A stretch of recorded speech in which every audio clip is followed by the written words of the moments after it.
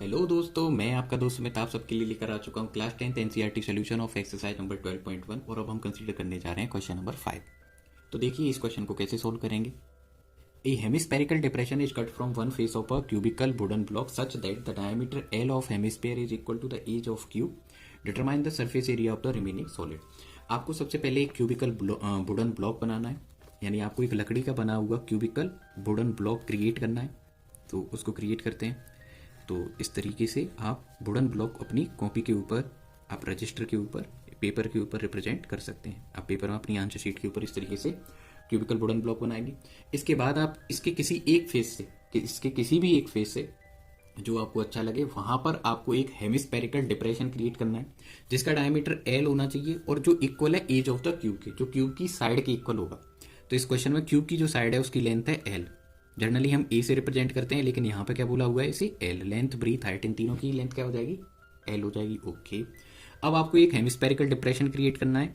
तो आप एक हेमिस्फेरिकल डिप्रेशन इस तरीके से क्रिएट कर लेना जैसे मैंने अभी बनाया। तो ऊपर सबसे पहले आपने एक सर्कुलर बेस बनाया। अब आप इसके लिए क्या बनाएंगे, एक कर्व्ड रीजन बनाएंगे अंदर की तरफ इस तरीके से। तो ये जो टोटल लेंथ होगी, टोटल देखो, अब जो डायमीटर था वो एज के इक्वल था, डायमीटर एज के इक्वल था, इसका मतलब डायमीटर एल हो गया। डायमीटर को डी से रिप्रेजेंट किया, डायमीटर एल हो गया। तो रेडियस क्या आ जाएगी यहाँ से, D upon two, that means L का हाफ हो जाएगी, एल अपॉन टू बन जाएगी। इतना करने के बाद आप इस डिस्टेंस को फाइंड कर सकते हो कि अगर सेंटर से अगर हम नीचे की तरफ चलें तो जो डिप्रेशन की जो लास्ट पॉइंट होगी कर्व्ड रीजन में वो कितनी लेंथ तक होगी, एल अपॉन टू तक। तो ये डिस्टेंस कितनी हो जाएगी, एल अपॉन टू, अगर आप इसको रिप्रेजेंट करना चाहें तो। अब आपको ये बताना है कि जो determine the surface area of the remaining solid. अब सरफेस एरिया आपको बताना है, जो सॉलिड फॉर्म हो रहा है उसका आप सरफेस एरिया बताओ।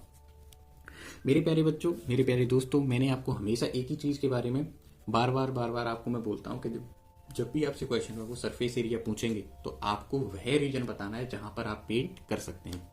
तो आप बोलेंगे सुमित हम क्यूब के 5 फेसेज के ऊपर तो आराम से पेंट कर सकते हैं, क्यूब के 5 फेसेज के ऊपर तो आराम से पेंट कर सकते हैं, जैसे पिछले क्वेश्चन में भी हमने करा था। जैसे ये मॉडल है तो आप जैसे यहाँ से फेस 1, 2, 3, 4 और 5, और जो ऊपर है, ऊपर आपकी बार ऊपर नहीं लगाया है, ये अंदर क्रिएट किया है। तो आप इसको अभी क्वेश्चन से ही समझो। तो अभी उन्होंने, तो आपके पास कितने फेस हो जाएंगे जहां पर आप पेंट कर सकते हो, तो आप कहेंगे कि फेस हो जाएंगे 5 तो डायरेक्ट हो जाएंगे, और जो 6 वाला फेस है उसके जो रेड मार्क वाला रीजन है वहां पर आप पेंट कर सकते हो। तो मैंने अभी आपको बताने के लिए मैंने अभी मार्क करा। ये जो जो ऊपर वाला जो फेस है, अपर फेस है, उसके 4 रीजन्स के ऊपर, 4 पॉइंट्स के ऊपर या 4 पार्ट्स के ऊपर आप क्या कर सकते हो, पेंट कर सकते हो। इसके अलावा आप इस कर्व्ड रीजन के अंदर भी पेंट कर सकते हो, और कर्व्ड रीजन के अंदर अगर आप पेंट कर सकते हो तो इसका मतलब कर्व्ड रीजन आपके आंसर का पार्ट होगा। ओके, अब आपके मन में एक ख्याल आना चाहिए, ऐसा आना चाहिए, आपको एक छोटी सी पॉइंट आनी चाहिए, क्या हम इस बेस के ऊपर पेंट कर सकते हैं, तो इसका आंसर होगा नो। बेस के ऊपर आप पेंट क्यों नहीं कर सकते, क्योंकि ये वो रीजन है जिसे आपने कट डाउन कर दिया, इसको कट आउट कर दिया, कहां से, सॉलिड से। ये वो रीजन है जिसको आपने अपने गिवन वुडन ब्लॉक से कट आउट कर दिया, उसको निकाल दिया, हटा दिया। जब इसको हटाई दिया तो आप यहाँ पे पेंट कैसे करोगे, इसकी जगह पर आपको ये कर्व्ड रीजन दिखेगा जहां आप रेड कलर का पेंट मैंने आपको शो कर रखा है या पेंट कर सकते हैं।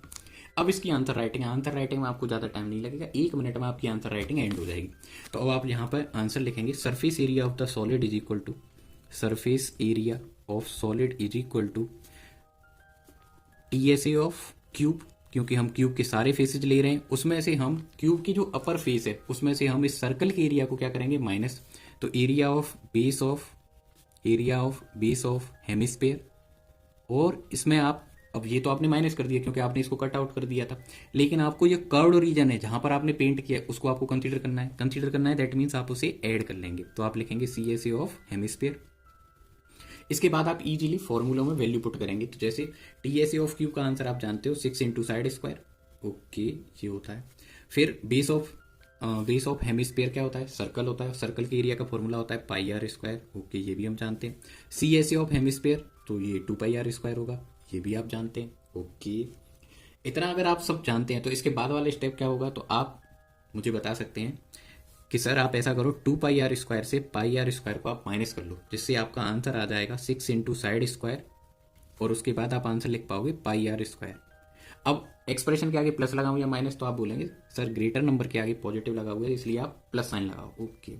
इसके बाद आप वैल्यू पुट कर दो, तो जो साइड साइड को ही हम एज बोलते हैं, साइड को ही क्या बोलते हैं, एज। इन दोनों का ही एक ही मीनिंग है, साइड होता है। और इस सवाल में साइड की लेंथ क्या दे रखी है, एल, तो आप इसको एल से रिप्रेजेंट करेंगे। इसी तरीके से पाई और एल जो आर का वैल्यू है, रेडियस है हेमिस्फीयर का, वो कितना है, एल अपॉन 2। तो थोड़ा सा आराम से इस वैल्यू को पुट करना, एल अपॉन 2 स्क्वायर। ओके, इसके बाद आप क्या कर सकते हैं, इसके बाद आप 6l² लिखेंगे प्लस पाई इनटू, इसमें अब आप एल का भी स्क्वायर करेंगे और 2 का भी स्क्वायर करेंगे। जल्दबाजी में ऐसा मत करना कि एल का स्क्वायर कर दो और 2 का स्क्वायर ना करो, ऐसा अक्सर हो जाता है बच्चों से। तो l² अपॉन 4। इसके बाद हम क्या कर सकते हैं कि एक्सप्रेशन ऐसा है जिसमें एक के जो फर्स्ट एक्सप्रेशन है उसमें तो डिनोमिनेटर नहीं है, जबकि दूसरे वाले में है, तो आप क्या कर सकते हो, एलसीएम फाइंड कर सकते हो। क्या फाइंड कर सकते हो, एलसीएम। एलसीएम आ जाएगा 4, आप इसको सॉल्व करेंगे, ये हो जाएगा 24l² प्लस पाई l²। इसके बाद आप क्या कर सकते हैं कि इसके बाद इसमें से कॉमन आ रहा है l² कॉमन लिखा, ओके। अपॉन वाला जो 4 है उसको भी इसके नीचे लिखा, और जो बच गए हैं उनको लिख दिया 24 प्लस पाई। अब देखने में काफी ये थोड़ा सा सुंदर सा लगे, तो इसलिए अपन क्या करेंगे, इसको थोड़ा ढंग से लिखेंगे, l² upon 4 into pi plus 24। इसी तरीके से हमारा ये आंसर आ जाएगा। अब देखो इस पूरे सवाल में कहीं भी यूनिट नहीं दे रखी थी, सेंटीमीटर, मीटर, mm कुछ नहीं दिया।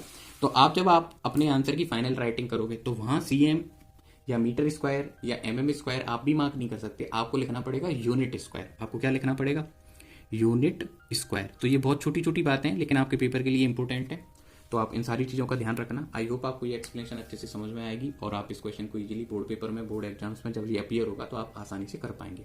अगर आपको ये वीडियो पसंद आता है तो आप इसको शेयर कर सकते हैं, लाइक कर सकते हैं, चैनल को सब्सक्राइब कर सकते हैं और सपोर्ट कर सकते हैं। Thank you so much.